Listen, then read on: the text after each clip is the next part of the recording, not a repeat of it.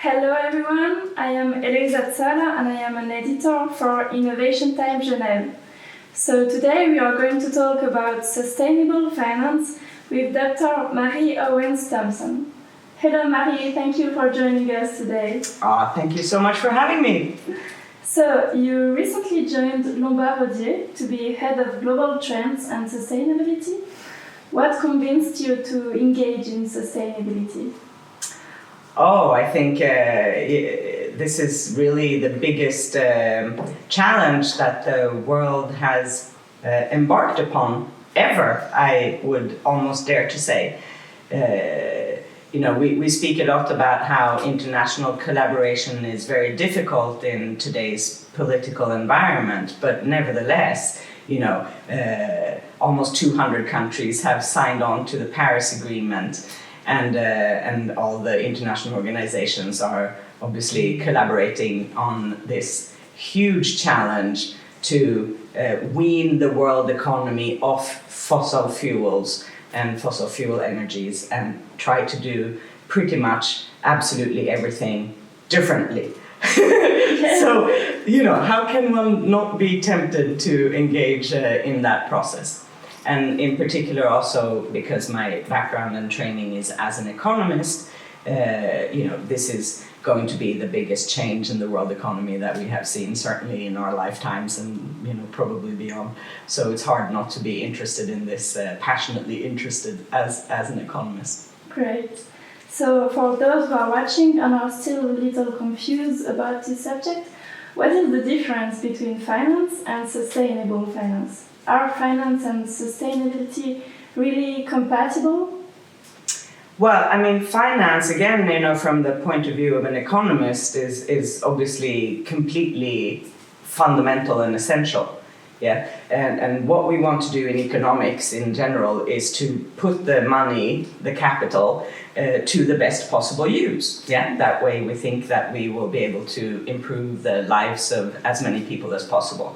So how we engage finance and money and capital in the economy is really going to drive the outcome. So what we need to do now with finance is, again, to redirect these financial flows away from fossil fuels and into the kind of activities that we deem sustainable for the survival of our species and the planet. So most of the time we look at how finance can be seen as a solution to climate change. But how is climate impacting finance? Yes, so far I would say moderately, you have to look a little bit harder to see where finance has been impacted by climate change. It's not necessarily so easy to observe in the price evolutions of assets. But we do know, for instance, that a lot of oil companies and utility companies reliant upon fossil fuels, have had slower price increases compared to companies working with renewable energies, for instance. We also know that countries that have been severely impacted by natural disasters, hurricanes and wildfires, arguably, and so on, they have had their credit ratings downgraded. So this means that it's now more expensive for those countries to finance themselves, for instance. So it's sort of happening a little bit here and there, and if you pay attention, you can see it. But it hasn't sort of happened wholesale yet. And I would say, indeed, that this is one of my biggest concerns in finance today, that the pricing in financial markets does not today fully reflect the change that's going to come. So when that pricing changes, there's a risk that could happen in a very severe and sudden way. And if that were the case, it could completely destabilize the whole financial system. That's a risk. So against that, we have the hopes that the countries will, for instance, make good decisions at the COP26 in November, for instance. Yes. So I'm personally a firm believer that these changes will happen and that it's entirely feasible to bring about this epic change. But clearly, should those decisions not be taken, should countries and companies be slow to adapt, then I think we definitely have this quite important risk of a sudden repricing in financial markets that could be detrimental to everybody. Great. So Great. that's so great. And in finance, you may be confronted with people who don't care about sustainable objectives because it is too costly for them. How do we manage to impose this common goal of sustainability to everyone in the society?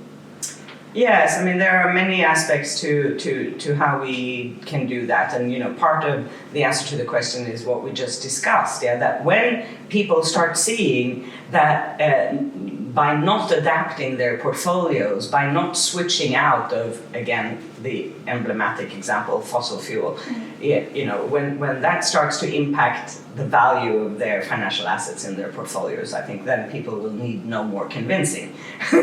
So now we're a little bit early in that stage. So you already said a little bit about it, but in your opinion, is it possible that a financial investment could one day be 100% sustainable?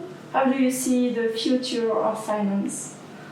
Yes, I mean, sustainable means, literally just something that can last, right? That can last over time. Mm-hmm. Now, of course, we read a lot of things into sustainability in today's context. So now we tend to think that sustainability means working in favor of an economy and a society that is inclusive and that does not harm our planet, and perhaps even can give something back to the planet, and there's a big capacity in nature to regenerate itself. So this is again where if we manage to change the model, the model up until now has been basically take, make, and waste, a linear production model with not much concern for the effects on the planet or people in these processes. And what we have to try to, the change that we are looking for is to make that model circular. So yes, we still will have to take, because if you think about it, everything we do comes from the earth. And so either we grow it or we take it out. Those are the two ways that we can operate human activity. So there will definitely have to be extraction.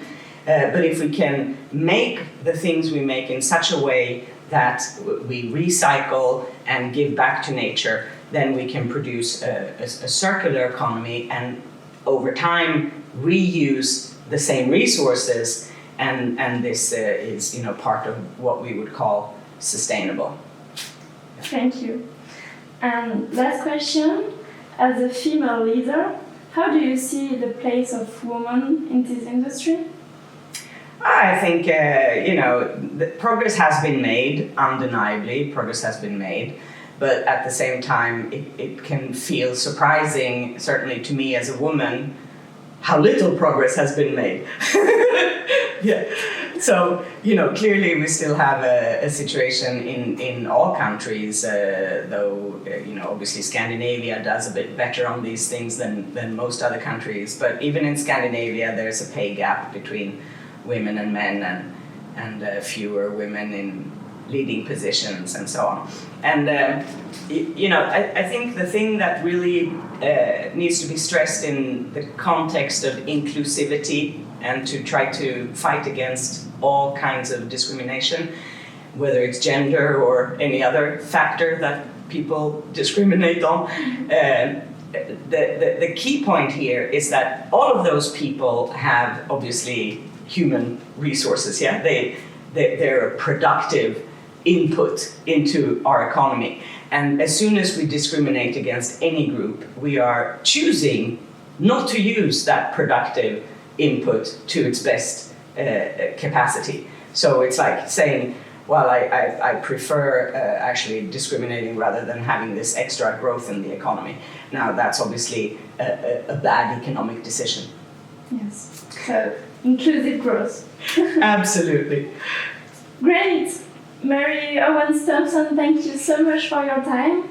It was a pleasure to talk about sustainable finance with you. Thank you so much. We could have spent all day, I think. Yeah, we could have.